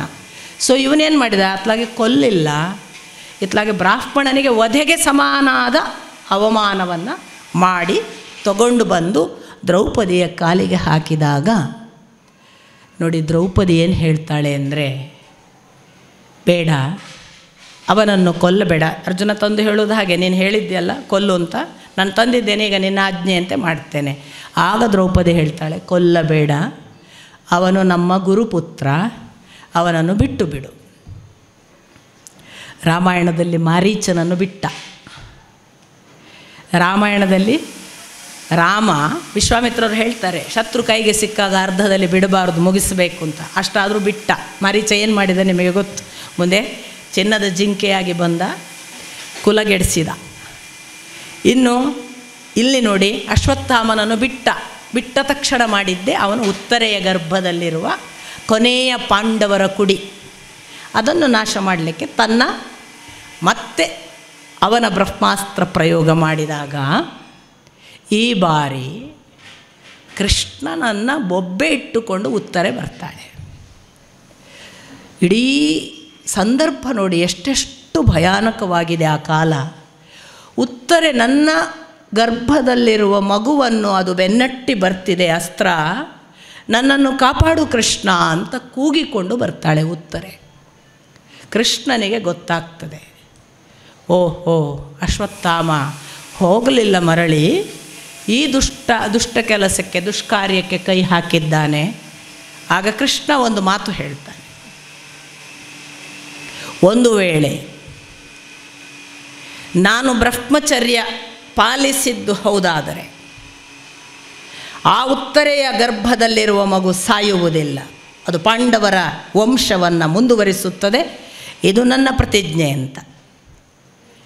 ಕೃಷ್ಣ ಆ ಗರ್ಭದ ಒಳಗೆ ಒಂದು ಆವರಣವಾಗಿ ಬೆಳಕಿನ ಒಂದು ವಿಶೇಷ ತೇಜಸ್ಸಿನ ಆವರಣವನ್ನು ನಿರ್ಮಾಣ ಮಾಡಿ ಇಡೀ ಬ್ರಹ್ಮಾಸ್ತ್ರ ಬಂದು ಆ ಮಗುವನ್ನು ನಾಶ ಮಾಡದ ಹಾಗೆ ಕಾದನಂತೆ. ಕಾದದ್ದಕ್ಕೆ ಉತ್ತರೆಯ ಗರ್ಭದಲ್ಲಿರುವ ಮಗು ಉಳಿಯಿತು, ಅದು ಪರೀಕ್ಷಿತ ಆಯಿತು. ಈ ಉತ್ತರೆಯ ಗರ್ಭದಲ್ಲಿರುವಾಗ ನೋಡಿ ಎಷ್ಟು ಜನರಿಗೆ ಈ ಭಾಗ್ಯ. ಮಗು ಇನ್ನೇನು ನೆಲ ನೋಡಲಿಕ್ಕೆ ಹೊರಟ ಮಗು ನೆಲ ನೋಡುವ ಮೊದಲು ದೇವರನ್ನು ನೋಡಿತು. ಅದು ಹೇಗೆ ನೋಡಿತು, ಒಂದು ವಿಶೇಷ ಬೆಳಕನ್ನು ನೋಡಿತು. ಆ ಬೆಳಕು ಹೇಗಿತ್ತು ಅಂದರೆ, ಈ ಬೆಳಕು ಎಲ್ಲಿ ಹೋಯಿತು, ನಾನು ಎಂಥ ಸುಂದರವಾದ ಅದ್ಭುತವಾದ ಆವರಣದ ಬೆಳಕು ನೋಡಿದ್ದೇನಲ್ಲ, ಎಲ್ಲಿ ಹೋಯಿತು ಅನ್ನುವ ಆ ಕಣ್ಣಿನ ಹಸಿವಿನ ಜೊತೆಗೆ ಆ ಮಗು ಹೊರಗೆ ಬಂತಂತೆ. ನಿರಂತರವಾಗಿ ಆ ಎಲ್ಲೋ ನೋಡಿದ ಬೆಳಕನ್ನು ಪದೇ ಪರೀಕ್ಷಿಸಿ ಹುಡುಕ್ತಿತ್ತಂತೆ, ಅದು ಪರೀಕ್ಷಿತ ಆಯಿತು. ಇನ್ನು ಸಾಕ್ಷಾತ್ ತಾನೇ ತನ್ನನ್ನು ಕೊಟ್ಟು ಬ್ರಹ್ಮಾಸ್ತ್ರಕ್ಕೆ ಅಡ್ಡ ನಿಂತು ಆ ಪುಟ್ಟ ಮಗುವನ್ನು ಬದುಕಿಸಿದ್ದಾನೆ. ಆದ್ದರಿಂದ ವಿಷ್ಣುವಿನಿಂದ ರಾತ ಅಂದರೆ ರಕ್ಷಣೆ, ವಿಷ್ಣುವಿನಿಂದ ರಕ್ಷಣೆಗೆ ಒಳಗಾದ ಮಗು ಆದ್ದರಿಂದ ಅದಕ್ಕೆ ವಿಷ್ಣು ರಾತ ಅಂತ ಹೆಸರಾಯಿತು. ಆ ವಿಷ್ಣು ರಾತ ಅನ್ನುವ ಹೆಸರಿನ ಪುಟ್ಟ ಮಗು ಹುಟ್ಟಿದ ಕೂಡಲೇ ಜ್ಯೋತಿಷಿಗಳು ಹೇಳಿದ್ರಂತೆ, ತುಂಬ ಅದ್ಭುತವಾದ ರಾಜ್ಯಾಡಳಿತ ಮಾಡ್ತಾನೆ, ಪಾಂಡವರ ಕುಲದ ಹೆಸರನ್ನು ಸಾವಿರಾರು ವರ್ಷ ಉಳಿಯುವಂತೆ ಮಾಡ್ತಾನೆ. ಆದರೆ ಕೊನೆಗೆ ಅವನಿಗೆ ಒಂದು ಸರ್ಪದಿಂದ ಮರಣ ಇದೆ, ಅದು ತಕ್ಷಕ ಅನ್ನುವ ಹೆಸರಿನ ಸರ್ಪದಿಂದ ಮರಣ ಇದೆ. ಅಲ್ಲಿಗೆ ಪರೀಕ್ಷಿತನ ಕೊನೆ ಆಗ್ತದೆ ಅಂತ. ಹಾಗಾಗಿ ಆಚೆ ಈಚೆ ಹೋದರೆ ತಕ್ಷಕ ಉಂಟಾ ಹಾವು ಉಂಟಾ ಅಂತ ಪರೀಕ್ಷಿಸ್ತಿದ್ದಂತೆ. ಹಾಗಾಗಿಯೂ ಪರೀಕ್ಷಿತ. ಇಡೀ ವಂಶ ಕ್ಷೀಣವಾಗುವುದರಲ್ಲಿತ್ತು, ವಂಶವೇ ಇಲ್ಲವಾಗುವುದರಲ್ಲಿತ್ತು. ಆಗ ರಕ್ಷಿಸಲಿಕ್ಕೆ ಬಂದವ, ಆದ್ದರಿಂದ ಪರೀಕ್ಷಿತ. ಅದು ಕ್ಷೀಯತೆ ಆಗುವುದನ್ನು ತಡೆದವ, ಕ್ಷೀಯದಂತೆ. ಹಾಗಾಗಿಯೂ ಪರೀಕ್ಷಿತ. ಇಂಥ ಪುಟ್ಟ ಮಗು ಪರೀಕ್ಷಿತ ಆಗ ಪ್ರಬುದ್ಧನಾಗಿದ್ದ. ಯುಧಿಷ್ಠಿರ ಅವನಿಗೆ ಸಿಂಹಾಸನ ಕೊಟ್ಟು ಹೊರಟ. ಆ ಕಾಲ ಎಂಥದ್ದಿತ್ತು? ಆ ಕಾಲ ಸಮಯ ಆದರೆ ಪೂಜೆಯದ್ದು ನಾನು ನಿಲ್ಲಿಸ್ತೀನಿ. ಹಾಂ, ಆ ಕಾಲ ಎಂಥದ್ದಿತ್ತು? ಪರೀಕ್ಷಿತ ಸಿಂಹಾಸನದಲ್ಲಿ ಕೂತ ಕಾಲ ಎಂಥದ್ದಿತ್ತು ಅಂದರೆ ಅದು ನಿಮ್ಮ ಕಲಿಯುಗ ಆರಂಭವಾದ ಕಾಲ. ಹೇಗಿತ್ತು ಕಾಲ? ವೇದವ್ಯಾಸರು ಹೇಳ್ತಾರೆ, ನಾರದರು ತ್ರಿಲೋಕ ಸಂಚಾರಿಗಳು. ನೀವು ಕೇಳ್ಬೋದು, ನಾರದರೆಲ್ಲ ಇಂಥ ತ್ರಿಲೋಕ ಸಂಚಾರಿಗಳು. ನಿಮಗೆ ಯಾವಾಗಾರು ಭೇಟಿಯಾಗಿದ್ದಾರ? ನೀವು ಕೇಳ್ಬೋದು, ನನ್ನನ್ನು ಕೂಡ ಪ್ರಶ್ನಿಸ್ಬೋದು, ಪ್ರಶ್ನಿಸಬೇಕು ಕೂಡ. ಅಂತಃಸ್ಫುರಣೆ ಅಂತ ಒಂದಿದೆ. ಯಾವುದೋ ಸಂದರ್ಭದಲ್ಲಿ ಉತ್ತರವೇ ಇಲ್ಲದೇ ಇದ್ದಾಗ ಚಕ್ ಅಂತ ಒಂದು ಉತ್ತರ ಗೊತ್ತಾಗುತ್ತೆ ನೋಡಿ, ಅದಕ್ಕೆ ನಾರದರು ಅಂತ ಹೆಸರು. ಚಿತ್ತದಲ್ಲಿ ನಮಗೆ ಯಾವುದೋ ಭಗವಂತನೇ ಬಂದು ಉತ್ತರ ಕೊಟ್ಟ ಹಾಗೆ ಬಹಳ ದೊಡ್ಡ ಸಂಕಷ್ಟಗಳಲ್ಲಿ ಇರ್ತೇವೆ. ಯಾವ ಹಿರಿಯರು ಕೇಳಿದರೂ ಉತ್ತರ ಕೊಡಲ್ಲ, ಯಾವ ಪ್ರಶ್ನೆಯವರ ಹತ್ರ ಉತ್ತರ ಕೊಡಲ್ಲ, ಅಷ್ಟಮಂಗಳದವರ ಹತ್ರ ಉತ್ತರ ಸಿಗಲ್ಲ, ಜ್ಯೋತಿಷಿಗಳು ಹೇಳಲ್ಲ. ರಾತ್ರಿ ನಿದ್ರೆಯಲ್ಲಿದ್ದಾಗ ಹೀಗೆ ಮಾಡು ಅಂತ ಒಂದು ಉತ್ತರ ಬರುತ್ತೆ, ಅದು ನಾರದರು. ಅವರು ತ್ರಿಲೋಕ ಸಂಚಾರಿಗಳಾಗಿ ನಿಜವಾಗಿ ನಮಗೆ ದೇವರ ಜೊತೆಗೆ ಕನೆಕ್ಟಿವಿಟಿ ಗಾಢವಾಗಿದ್ದರೆ ನಿಮಗೆ ನಾರದರು ಅನ್ನುವ ರೂಪದಲ್ಲೋ ದೈಹಿಕವಾಗಿಯೋ ಅಥವಾ ಭಾವನೆಗೆ ಅನುಭವಕ್ಕೆ ಬರುವ ಹಾಗೋ ಖಂಡಿತ ಕಾಣ್ತಾರೆ. ನಮಗೆಲ್ಲ ಏನಾಗುತ್ತೆ, ರಾತ್ರಿ ನಿದ್ರೆಯಲ್ಲಿ ಯಾರೋ ಹೇಳಿ ಹೋದಾಗುತ್ತೆ, ನಮ್ಗೆ ಅವ್ರಿಗೆ ಯಾರೂ ಗೊತ್ತಿಲ್ಲ ಅಂದು ಬಿಡ್ತೀವಿ ನಾವು. ಸ್ವಲ್ಪ ನಮ್ಮ ಡೆಪ್ತ್, ಆಳ, ಅವರ ಜೊತೆಗೆ ಹೆಚ್ಚು ಕನೆಕ್ಟ್ ಆದರೆ ಅವರು ಅಂದಾಗ ನೋಡಿ, ಹಿಂದಿನ ಕಾಲ ಅಂದರೆ ಬಹಳ ಹಿಂದೆ ಅಲ್ಲ, ಈಗ 5,000 ವರ್ಷಗಳ ಹಿಂದೆ ಅಂದ್ಕೊಳ್ಳಿ, ಈ ಕೃಷ್ಣನ ನಿರ್ಯಾಣ ಎಲ್ಲ. ಆಗ ಕಲಿಯುಗ ಆರಂಭ ಆದದ್ದು ಕೃಷ್ಣ ನಿರ್ಯಾಣ ಆದ ಮೇಲೇ, ಅಲ್ಲಿವರೆಗೆ ಕಲಿಯುಗದ ಪ್ರವೇಶಕ್ಕೆ ಇರಲಿಲ್ಲ. ಈ ಕೃಷ್ಣನ ಆರಂಭದಲ್ಲಿ ಅಥವಾ ಕೃಷ್ಣನ ನಿರ್ಯಾಣದ ಹೊತ್ತಿಗೆ ಆರಂಭ ಆದ ಕಲಿಯುಗದಲ್ಲಿ ಏನು ಗುಣನಡತೆಗಳಿದ್ದುವು? ನಮಗೆ ಗೊತ್ತಿರುವ ಹಾಗೆ ನಾರದರು ಮಾತ್ರವಲ್ಲ, ನೀವು ನೋಡಿದರೆ ಯುಧಿಷ್ಠಿರನಿಗೆ ಬೇಕಾದಾಗ ಬೇಕಾದ ದೇವತೆಗಳು ಬಂದು ಮಾತಾಡಿ ಹೋಗ್ತಿದ್ರು. ಬರೀ ಯುಧಿಷ್ಠಿರನಿಗಲ್ಲ, ಭಕ್ತರು ಯಾರೇ ಇದ್ದರು. ಅಂದರೆ ಜಗತ್ತಿನಲ್ಲಿ ನಾವು ಲೋಕಗಳನ್ನು ಹೇಳ್ತೇವಲ್ಲ, ಬೇರೆ ಬೇರೆ ಲೋಕ ಉಂಟು, ಭೂಲೋಕ, ಪಾತಾಳ ಲೋಕ, ದೇವಲೋಕ ಎಲ್ಲ ಹೇಳ್ತೇವೆ, ಸ್ವರ್ಗಲೋಕ ಮತ್ತೊಂದೊಂದು. ಕೃತ, ತ್ರೇತ ಮತ್ತು ದ್ವಾಪರ ಈ 3 ಯುಗದಲ್ಲಿ ಕೂಡ ಎಷ್ಟು ಕನೆಕ್ಟಿವಿಟಿ ಇತ್ತು ಅಂದರೆ ಇಲ್ಲಿಯವರು ಅಲ್ಲಿಯವರ ಜೊತೆಗೆ ಸಂವಹನ ಮಾಡ್ತಿದ್ರು. ಅವರು ಬರ್ತಿದ್ರು ಇವರ ಸಮಸ್ಯೆಗೆ, ಇವರು ಅವರ ಹತ್ರ ಕೇಳ್ತಿದ್ರು ಬನ್ನಿ ಅಂತ. ಪರಸ್ಪರ ಕೂತು ಸಮಾಲೋಚನೆ ಮಾಡಿ ನಿರ್ಣಯ ಕೊಡುವಂತಹ ಒಂದು ಒಳ್ಳೆಯ ಕನೆಕ್ಟಿವಿಟಿ ಇತ್ತು, ನಾವು ಕಳ್ಕೊಂಡ್ವಿ. ಇದನ್ನು ನಾನು ನಿಮಗೆ ದೇವತೆಗಳೊಟ್ಟಿಗೆ ಇತ್ತು ಈಗ ಹೋಯಿತು ಅಂದರೆ ನಿಮಗೆ ಅರ್ಥ ಆಗಲ್ಲ, ನಾನು ಇನ್ನೂ ಸ್ಪಷ್ಟಪಡಿಸ್ತೇನೆ. ಒಂದು ಕಾಲಕ್ಕೆ ಇತ್ತು, ಏನು ಪ್ರಾಣಿಗಳ ಜೊತೆಗೆ ಮಾತಾಡ್ತಿದ್ವೋ ಇಲ್ವೋ ನಾವು? ನಮ್ಮ ಹಿರಿಯರೆಲ್ಲ, ನೀವು ಸ್ವಲ್ಪ ನಮ್ಮ ಪೂರ್ವಜರನ್ನು ನೋಡಿದರೆ ನಿಮಗೆ ಅನೇಕ ಉದಾಹರಣೆಗಳು ಸಿಗ್ತವೆ. ಅವ್ರು ಎಂಥದ್ದು, ಅವ್ರು ಹೀಗೆ ಹೋಗಿ ನಿಂತರೆ ಕಾಗೆಗಳೆಲ್ಲ ಮಾತಾಡ್ತಿದ್ವು, ನಾಯಿಗಳು ಬರ್ತಿದ್ವು ಅವ್ರ ಹತ್ರ, ಪಕ್ಷಿಗಳೆಲ್ಲ ಅವರ ಜೊತೆಗೆ ಬೇಕಾದ ಹಾಗೆ ಅವರ ಮಾತು ಕೇಳ್ತಿದ್ವು. ಮಂಗನಿಗೆ ಅವರು ಹೇಳಿದ ಅರ್ಥ ಆಗ್ತಿತ್ತು, ನಾವೇ ಮಾತಾಡ್ತೇವೆ. ಈಗ ಎಲ್ಲುಂಟು ಪ್ರಾಣಿಗಳ ಜೊತೆ ಸಂವಹನ? ನಾವು ಸಾಕಿದ ನಾಯಿಯೇ ನಮ್ಮ ಮಾತು ಕೇಳಲ್ಲ ಈಗ, ಉಳಿದದ್ದು ಬಿಡಿ. ಯಾಕೆ ಹೋಯ್ತು ಅಂದರೆ ಸೆನ್ಸಿಟಿವಿಟಿ ಲೆವೆಲ್. ಮನುಷ್ಯ ಹೆಚ್ಚು ಹೆಚ್ಚು ಸೆಲ್ಫ್ ಸೆಂಟರ್ಡ್ ಆಗಿ ನಾನೇ ಅಂದಾಗ ನನ್ನ ಅನ್ನುವ ಅಸ್ತಿತ್ವವೇ ದೊಡ್ಡದಾಗಿ ಇನ್ನೊಂದು ಕಡಿಮೆ ಆಗ್ತಾ ಬಂದಾಗ ಕನೆಕ್ಟಿವಿಟಿ ಕಡಿಮೆ ಆಗ್ತದೆ. ನೋಡಿ, ಒಂದು ಕಾಲಕ್ಕೆ ನಾನು ಇವತ್ತು ಇಲ್ಲಿಂದ ಹೊರಟು ಬೆಂಗಳೂರಿಗೆ ಹೋಗ್ತೇನೆ ಅಂದರೆ ನಂಬಿಕೆ ಮೇಲೆ ಕಳಿಸಲಾಗ್ತಿತ್ತು. ನಾನು ಹೋಗಿ ಮುಟ್ಟಿದೆ ಅಂತ ಹೇಳಲಿಕ್ಕೆ 10 ದಿನದ ಮೇಲೆ ಪತ್ರ ಬರ್ತಿತ್ತು, ಕಳಿಸ್ತಿದ್ರು. ಇಲ್ಲಿ ಕೂತವರು ಚಿಂತೆ ಮಾಡ್ತಿರಲಿಲ್ಲ, ಅವ್ರು ಮುಟ್ಟಿರ್ತಾರೆ ಅಂತ. 10 ದಿನದ ಮೇಲೆ ಪತ್ರದಲ್ಲಿ ಅವರು ಸತ್ತಿದ್ದಾರಂತೂ ಬರ್ಬೋದು, ಬಟ್ ನಂಬಿಕೆ ಬಹಳ ಚೆನ್ನಾಗಿತ್ತು. ಇವತ್ತು ತಂತ್ರಗಾರಿಕೆ ಬಂತು, ತಂತ್ರಜ್ಞಾನದಿಂದ ಸಾಧನಗಳು ಬಂದವು, ನಂಬಿಕೆಗಳು ಹೋದವು, ಸಂಶಯಗಳು ಹೆಚ್ಚಾದವು. ಸಾಧನಕ್ಕೆ ಒಳಿತು ಬೇಕಾದಷ್ಟಿದೆ, ನಾನು ಅಲ್ಲ ಅನ್ನಲ್ಲ.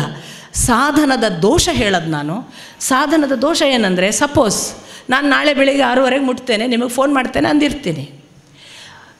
ಬೈ ಆಕ್ಸಿಡೆಂಟಲ್ಲಿ ನನ್ನ ಫೋನ್ ಕೆಟ್ಟಿತ್ತೋ, ನನ್ನ ಫೋನ್ ಚಾರ್ಜ್ ಮುಗಿತೋ, ಸ್ವಿಚ್ ಆಫ್ ಬರ್ತದೆ ಅಂದ್ಕೊಳ್ಳಿ. ಬಸ್ ಇನ್ನೂ ಮುಟ್ಟಿರೋದಿಲ್ಲ 6:30, ನಾನು ಮನೆಗೆ ಹೋಗೋವರೆಗೆ ಇವ್ರಿಗೆ ಫೋನ್ ಮಾಡಲ್ಲ, ಇವರಿಲ್ಲಿ ಅರ್ಧ ಸತ್ತಿರ್ತಾರೆ. ತಂತ್ರಜ್ಞಾನ ನಂಬಿಕೆ ಕಳಚಿತು, ಸಂಶಯ ಹೆಚ್ಚಿಸಿತು, ಸತ್ತೇ ಹೋದ್ರೇನಾ ಅಂತ. ನಾರದ ಮೊದಲಾದವರು ಇಂಥ ಸಂಶಯಗಳಿಗೆ ಅವಕಾಶವಾಗದ ಹಾಗೆ ಭಕ್ತಿ ಮತ್ತು ನಂಬಿಕೆಯ ಪ್ರಚೋದನೆ ತೀವ್ರ ಇದ್ದದ್ರಿಂದ ಕನೆಕ್ಟ್ ಆಗ್ತಿದ್ರು. ನನಗೆ ಉತ್ತರ ಸಿಗೋದಿಲ್ಲ, ಹೋದವ ಏನಾದ ಗೊತ್ತಿಲ್ಲ, ನೀನು ಬಂದು ಹೇಳು ಅಂದರೆ ಬರ್ತಿದ್ರು. ಅದು ಕನೆಕ್ಟಿವಿಟಿ. ಅವರಿದ್ದಾರಾ ಅಂದರೆ ಇದ್ದಾರೆ, ಇಲ್ಲಿಯೇ ಇದ್ದಾರೆ, ಕಾಣಿಸಲ್ಲ, ಏನು ಮಾಡೋದು? ಅವರು ಅನುಭವಕ್ಕೆ ಬರ್ತಾರೆ ಅಂದರೆ ಬರ್ತಾರೆ. ಯಾಕೆ? ನಮಗೆ ಅನುಭವವನ್ನು ತೆಗೆದುಕೊಳ್ಳುವ ಆ ಸೆನ್ಸಿಟಿವಿಟಿಯನ್ನು, ಸೂಕ್ಷ್ಮತೆಯನ್ನು ಕಳ್ಕೊಂಡಿದ್ದೇವೆ, ಕಾಣಿಸಲ್ಲ ಅಷ್ಟೇ. ಹೀಗೆ ತ್ರಿಲೋಕವನ್ನು ಸಂಚಾರ ಮಾಡುವ ನಾರದರು ಭೂಮಿಗೆ ಬಂದು ತಿರುಗಾಡ್ತಾ ನೋಡಿದರೆ ಭೂಲೋಕ ಅವರಿಗೆ ಬಹಳ ದುಃಖವನ್ನುಂಟು ಮಾಡಿತು ಅಂತ ಭಾಗವತ ಪ್ರಾರಂಭ ಆಗುತ್ತೆ. ಏನು ದುಃಖ? ಭೂಲೋಕದಲ್ಲಿ ಅವರು ಒಂದು ಬಹಳ ದುರ್ಘಟನೆ ನೋಡ್ತಾರೆ. ದುರ್ಘಟನೆ ಏನು ಅಂದರೆ, ಒಬ್ಬ ತಾಯಿ ತನ್ನ 2 ವೃದ್ಧ ಮಕ್ಕಳ ಜೊತೆಗೆ ಅಳ್ತಾ ಕೂತಿದ್ದಾಳೆ. ತಾಯಿ ಕೂಡ ಅವಳ ಸ್ವಾಸ್ಥ್ಯ ಇಲ್ಲದ ಹಾಗೆ, ಅಸ್ವಸ್ಥಳಾದ ಹಾಗೆ, ಪ್ರಜ್ಞೆ ಇದ್ದೂ ಇಲ್ಲದ ಹಾಗೆ ದುಃಖಿತಳಾಗಿ ಬಿದ್ದು ತನ್ನ 2 ಮಕ್ಕಳನ್ನು ಪ್ರಯತ್ನಪೂರ್ವಕವಾಗಿ ಎಬ್ಬಿಸ್ತಾ ಇದ್ದಾಳೆ. ಅವು ಮುದುಕರಾಗಿದ್ದಾವೆ ತಾಯಿಗಿಂತ. ಎಬ್ಬಿಸುವಾಗ ನಾರದರು ಕೇಳ್ತಾರೆ, ಯಾರಮ್ಮ ನೀನು? ಯಾಕೆ ಈ ಮಕ್ಕಳು ಹೀಗೆ ಬಿದ್ದಿದ್ದಾರೆ? ಯಾಕೆ ನೀನು ಎಬ್ಬಿಸ್ತಿದ್ದೀಯಾ? ಯಾಕೆ ಅವರು ಹೇಳೋದಿಲ್ಲ? ತಾಯಿ ಹೇಳ್ತಾಳೆ, ನಾನು ಭಕ್ತಿ ಅಂತ ನನ್ನ ಹೆಸರು, ಈ ಮಕ್ಕಳು ಜ್ಞಾನ ಮತ್ತು ವೈರಾಗ್ಯ ಅಂತ. ನಾನು ಇವರನ್ನು ಎಷ್ಟು ಹೊತ್ತಿನಿಂದ ಎಬ್ಬಿಸ್ತಿದ್ದೇನೆ, ಅವರು ಹೇಳೋದಿಲ್ಲ, ಪ್ರಜ್ಞೆ ಕಳ್ಕೊಂಡ ಮುದುಕರ ಹಾಗೆ ಆಗಿ ಹೋಗಿದ್ದಾರೆ. ನನ್ನ ಪ್ರಯತ್ನ ಎಲ್ಲ ಮೀರ್ತು, ಈಗ ಎಬ್ಸೋದು ಹೇಗೆ ಗೊತ್ತಿಲ್ಲ. ನಾರದರು ಸಾಕಷ್ಟು ಪ್ರಯತ್ನ ಪಡ್ತಾರೆ, ಅವರೂ ಖಿನ್ನರಾಗ್ತಾರೆ. ಸ್ವಲ್ಪ ಎದ್ದ ಹಾಗೆ ಮಾಡಿ ಆಕಳಿಸಿ ಮತ್ತೆ ಮಲಗ್ತಾರೆ. ಜ್ಞಾನ ವೈರಾಗ್ಯ 2 ಮಕ್ಕಳು ಮುದುಕರಾದವರು. ಭಕ್ತಿ ಕೂಡ ಅಷ್ಟು ಚೈತನ್ಯದಿಂದ ಇರಬೇಕಾದವಳು, ಅವಳು ಕಾಣದೆ ಸ್ವಲ್ಪ ಉಸಿರಿಡ್ಕೊಂಡಿದ್ದಾಳೆ. ನಾರದರು ಹೇಳ್ತಾರೆ, ಇದು ಹೇಗಪ್ಪ? ಈ ಭಕ್ತಿ ಮತ್ತು ಜ್ಞಾನ ವೈರಾಗ್ಯವೇ ಈ ಸ್ಥಿತಿಯಲ್ಲಿರುವಾಗ ನಾನೇನು ಮಾಡಲಿ ಅಂತ. ಆಗ ಅವರಿಗೆ ಬ್ರಹ್ಮಕುಮಾರರು ಕನೆಕ್ಟ್ ಆಗ್ತಾರೆ. ಸನಕ, ಸನಂದನ, ಸನಾತನ ಮತ್ತು ಸನತ್ ಕುಮಾರ ಅನ್ನುವ ಬ್ರಹ್ಮಕುಮಾರರು 4 ಜನ. ಅವರು ಬಂದು, ನಿನಗೆ ಹಿಂದೆ ನಾವು ಶ್ರೀಮದ್ ಭಾಗವತ ಹೇಳಿದ್ದೇವಲ್ಲ, ಒಮ್ಮೆ ಹೇಳು. ಇವರು ಎಚ್ಚರ ಆಗ್ತಾರೆ.